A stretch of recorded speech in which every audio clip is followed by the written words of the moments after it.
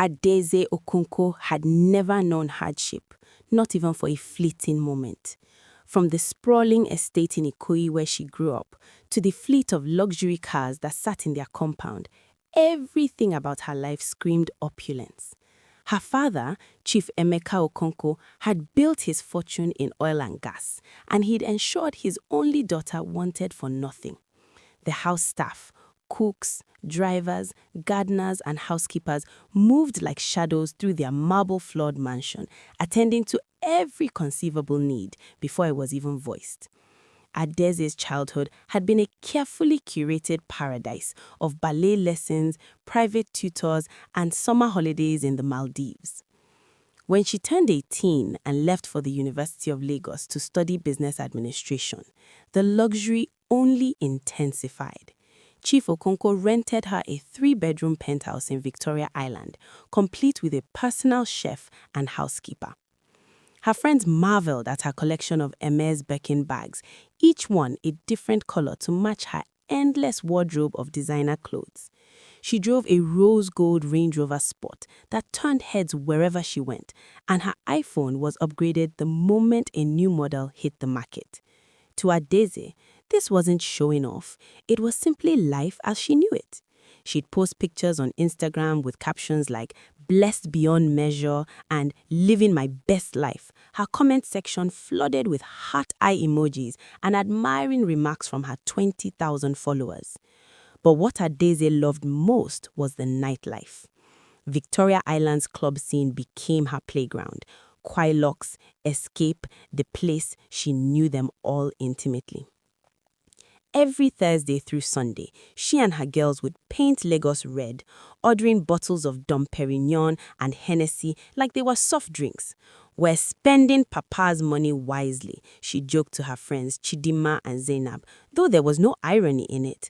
For Adese, this was wisdom, enjoying the fruits of her father's labor, living fully in her youth. She never worried about the bills. Chief Okonkwo's accountant handled everything. Her only job was to maintain her first-class grades and look stunning, both of which came naturally to her. At 22, with her honey-toned skin, perfectly arched eyebrows, and a smile that could light up any room, Adese Okonkwo was Lagos royalty, and she wore her crown effortlessly. Well, before we continue, do like, subscribe. Also, do tell me what part of the world you are watching from. I want to see how far my stories go. If you are from TikTok, the full video is already posted on YouTube. Enjoy! It was on one of those wild Friday nights at Quilocks that Adese's perfectly curated life took an unexpected turn. She was in her element, hair freshly done in bone-straight Brazilian weave that cost more than some people's rent, wearing a silver sequined dress that hugged her calves like cling film, and dancing with such carefree abandon that her backing bag, casually tossed on the VIP couch, probably cost more than the DJ's entire setup. She just posted a boomerang video of herself popping a bottle of Moet, caption, "Friday calories don't count," when she noticed him. Tall, dark, devastatingly handsome, with a jawline that could cut glass, and the kind of confident stride that suggested he owned every room he walked into. He was wearing a crisp white shirt with the sleeves rolled up just enough to show off an expensive Audemars Piguet watch. And unlike the other men who'd been shooting their shots all night with tired lines like, "Baby, you fine die," this one simply smiled at her and waited. "You know," he said when he finally approached, his voice smooth as aged whiskey, "I've been to this club 53 times, and tonight is the first time I've seen someone actually outshine the disco ball." Adese rolled her eyes but couldn't suppress her smile. His name was Chukwuma Namdi, Emeka for short, and Lord, you man had game smoother than her father's cognac collection. He complimented everything, her smile that could make the Mona Lisa jealous, her eyes that were brighter than all of Lagos's traffic lights combined, which, given Lagos traffic, was actually quite romantic, and her laugh that sounded like expensive champagne being poured. For the first time in her life, Adese felt genuinely flustered. She, who had men falling at her Louboutin-clad feet like dominoes, was actually blushing like a secondary school girl who just received her first love letter. They talked for hours, oblivious to Chidima and Zainab, who were giving her the "girl, who is this?" look from across the VIP section. Within weeks, Emeka had become the main character in Adese's life story, and honey, did she broadcast it. Every Monday morning at the office, where she worked as a marketing executive, a position her father had definitely pulled strings to secure, she'd gather with the girls during break time for what they called the weekend debrief. "Sisters," she announced one morning, fanning herself dramatically with a folder. "This man is sent from God himself. I'm telling you the things this man can do." And then she'd launch into details so explicit that even Chidima, who was married with 2 children, would gasp and say, "Adese, in Jesus' name." But Adese didn't care. She'd found her match, and she made sure everyone from her hairstylist to her yoga instructor knew about Emeka's talents. She'd show them pictures of the flowers he sent to her office, forgetting to mention she'd hinted heavily about wanting them, the romantic beach dinners funded by her credit card, which was funded by Papa, and the way he looked at her like she was the only woman in Lagos, while conveniently leaving out that she'd bought him that Audemars Piguet he wore. Love, she decided, was truly blind, and apparently it also had a very selective memory about who was paying for what. The proposal came on a breezy Saturday evening at Elegushi Beach, and it was perfect in that understated way that still managed to cost a small fortune. Adese had organized the whole trip, of course, booking the private cabana, arranging for the photographer she'd coincidentally hired to capture their casual beach day, and even pre-ordering the champagne that would be waiting on ice. Emeka had simply shown up with the ring, which, let's be honest, Adese had basically picked out herself during one of their window shopping trips when she'd stopped at a jewelry store and said, "Babe, isn't this solitaire diamond absolutely gorgeous?" while staring at it for a solid 5 minutes. When he got down on one knee as the sun set over the Atlantic Ocean, Adese cried tears of joy that were definitely genuine, even if the surprise factor was roughly equivalent to finding out water is wet. "Yes, yes, 1,000 times yes," she screamed, before immediately calling Chidima on FaceTime to show off the ring while Emeka was still kneeling on the sand, probably getting his white linen trousers dirty.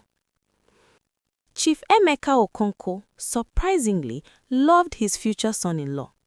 "This boy has sense," he declared after their first proper meeting at the family mansion, where Emeka had arrived with a bottle of expensive scotch and talked passionately about investment opportunities in Nigeria's tech sector.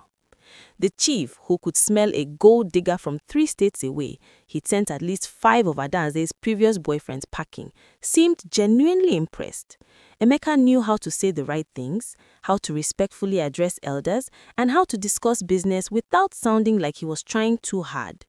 "He's not like these other Lagos boys who just want to chop your money and run," Chief told his daughter, not knowing that Emeka had already chopped quite a substantial amount via the expensive dates, clothes, and gadgets Adese had happily provided.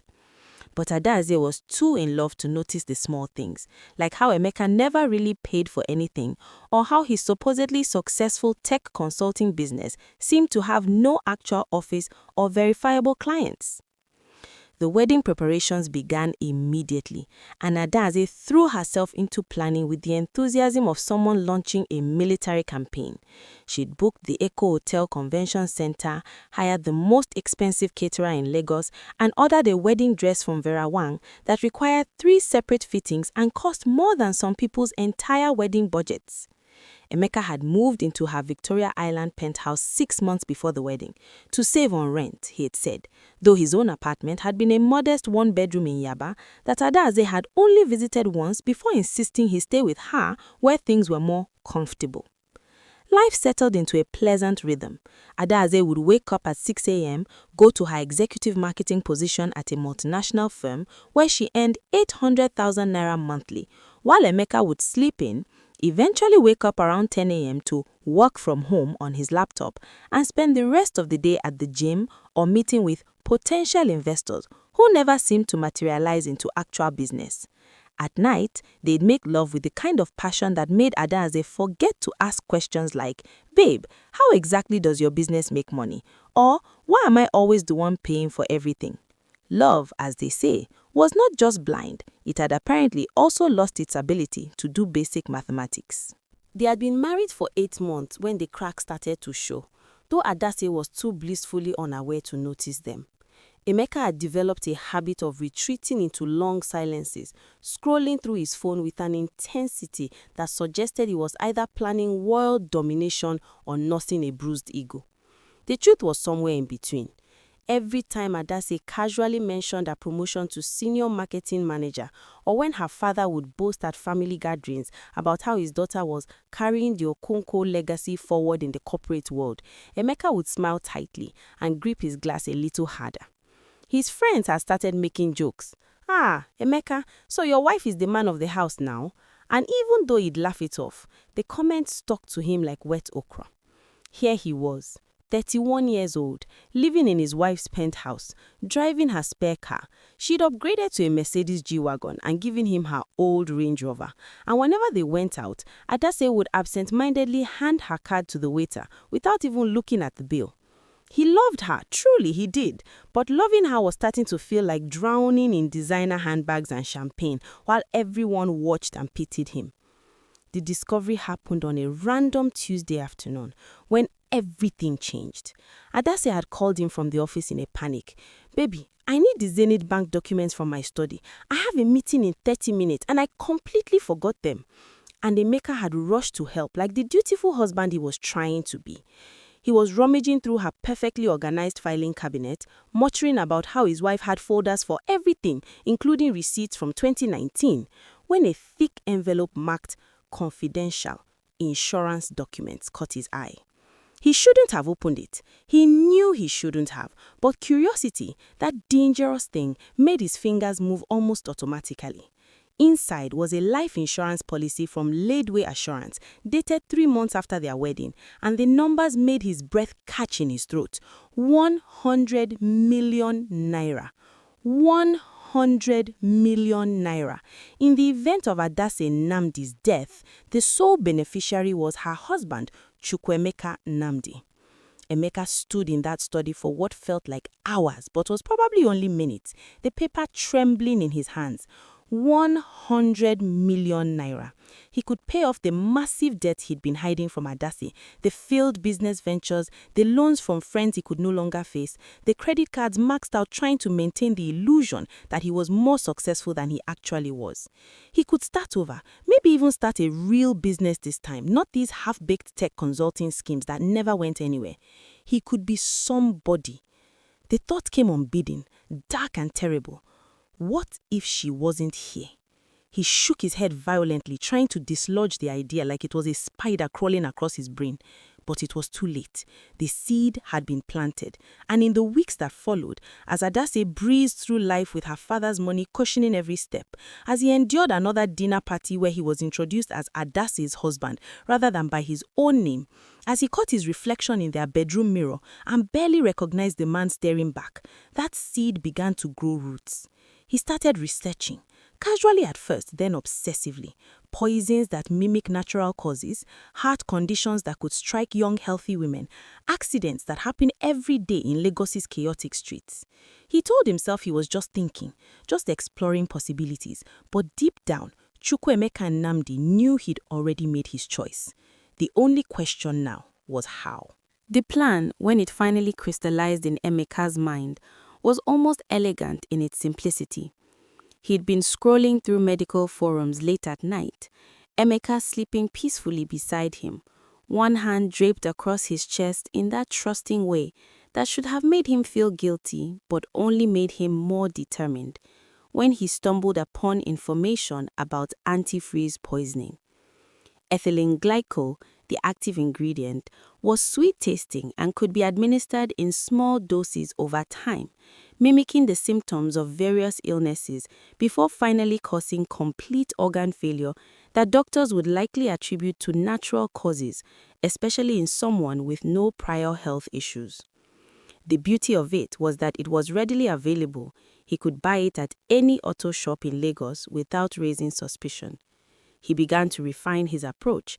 He'd add tiny amounts to her morning smoothies, the ones she religiously made every day as part of her wellness routine, always leaving them in the fridge for him to quality check before she drank them. It would take weeks, maybe months, but he had time. Patience was the one virtue poverty had taught him. He started in March, just small amounts at first, barely enough to notice. Adese began complaining of headaches and nausea, which she attributed to stress at work. She'd been putting in long hours on a major campaign for a new telecommunications client. "Baby, I think I'm just exhausted," she'd say, popping paracetamol tablets like candy, while Emeka nodded sympathetically and suggested she rest more. By April, she'd visited 3 different doctors, each one running tests that came back frustratingly normal. "Mrs. Namdi, you're perfectly healthy," they'd say, recommending everything from vitamins to therapy for work-related stress.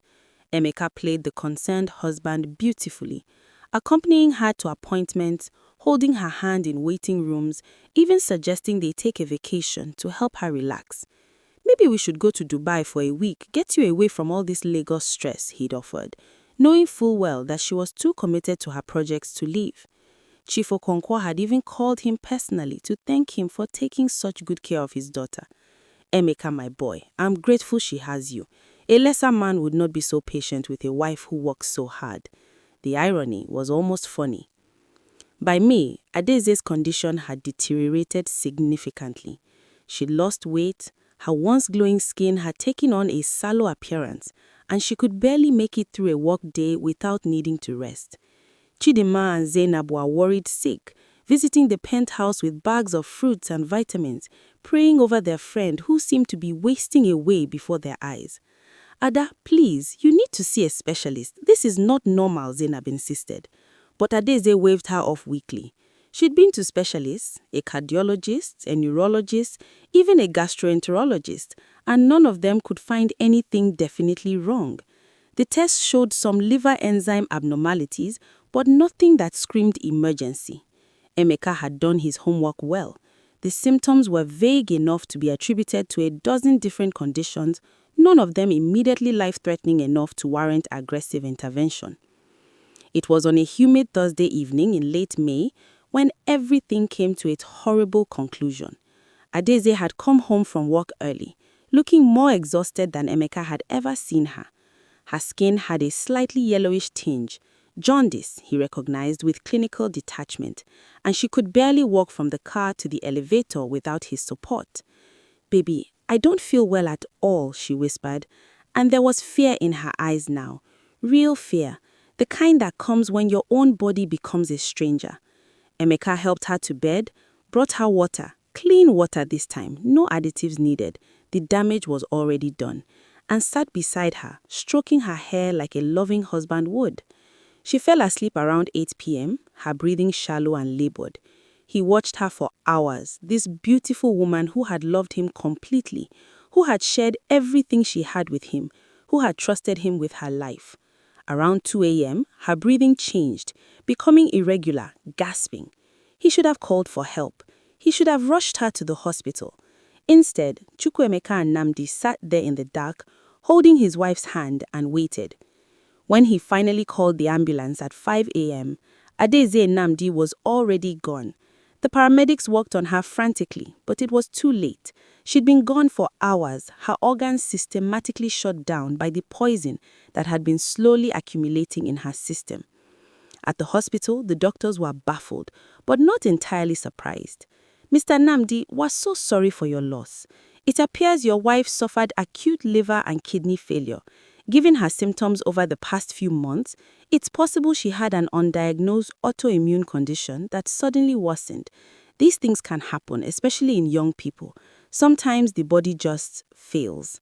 They were so sympathetic, so kind, offering him condolences and grief counseling resources.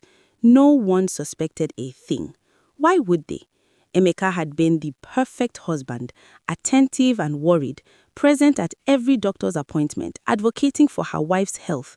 When Chief Okonkwo arrived at the hospital, the old man collapsed in Emeka's arms, weeping like a child who'd lost his most precious treasure.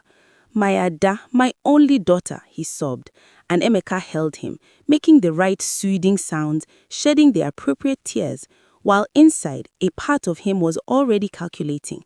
The funeral would need to be grand enough to avoid suspicion, the grieving period respectable enough to seem genuine, And then, in about 6 months, he could claim the insurance money and finally become the man he'd always believed he deserved to be.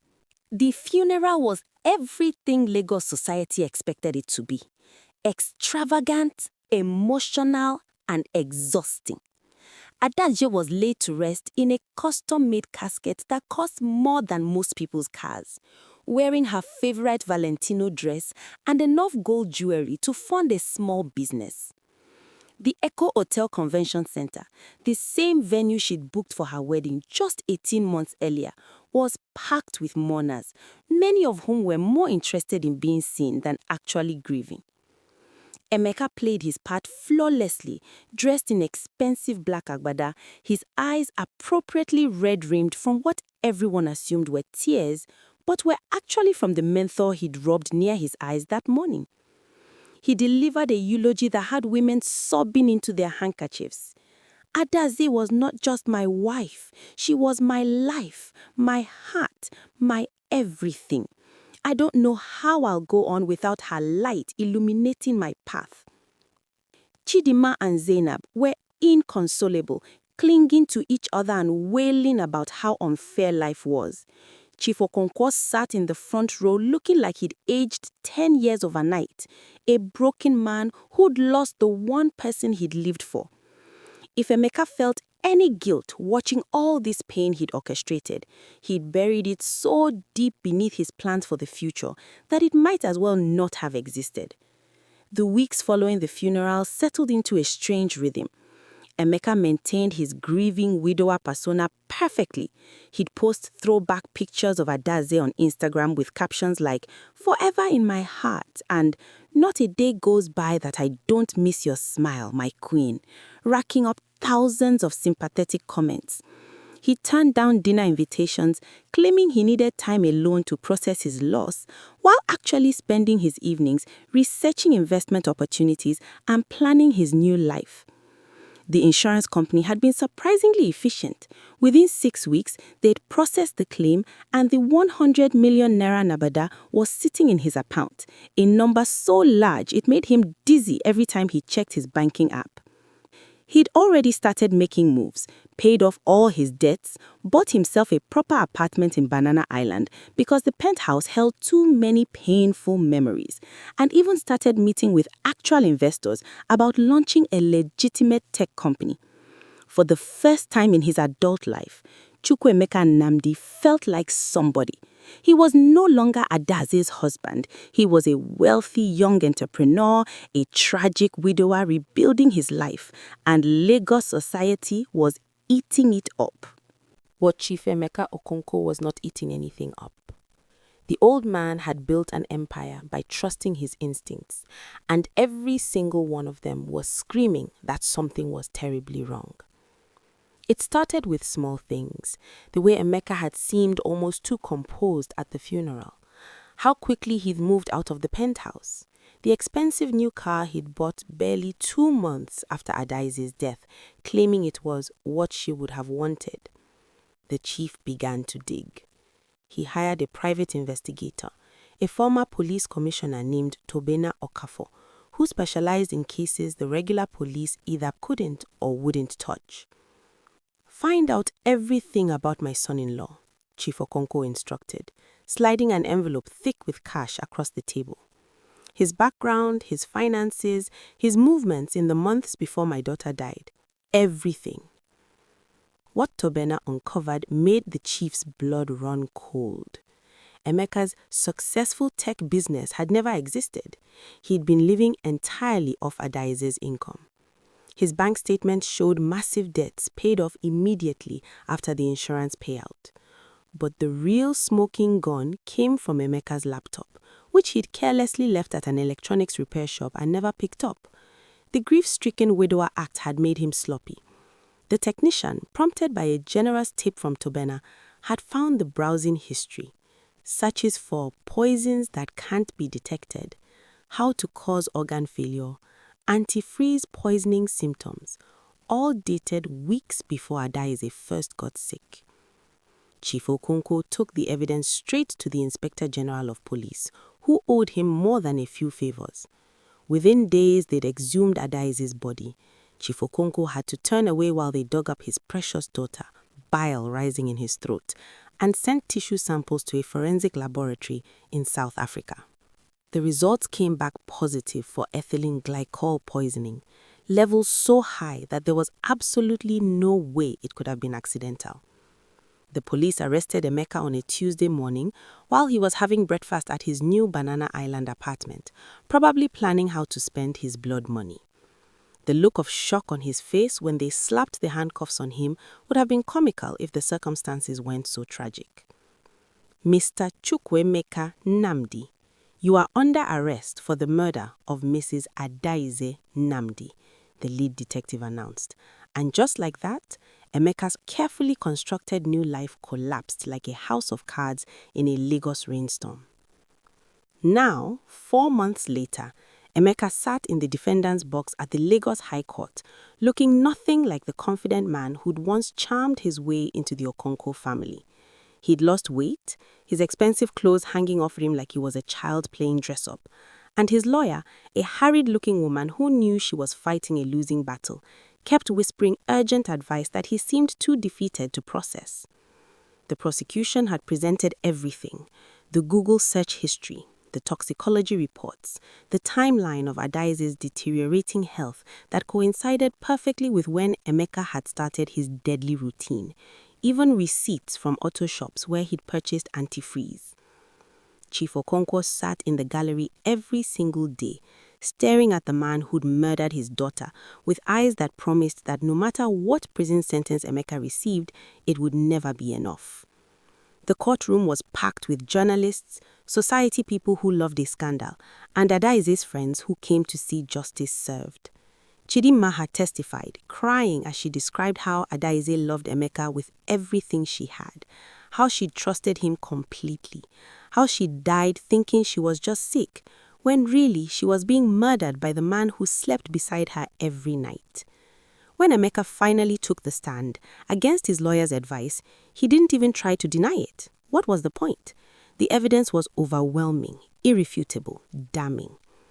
I just wanted to be somebody, his voice barely above a whisper, and the courtroom erupted in angry shouts that the judge had to gavel into silence. I wanted to matter. Is that so wrong? To want to be more than just someone's husband?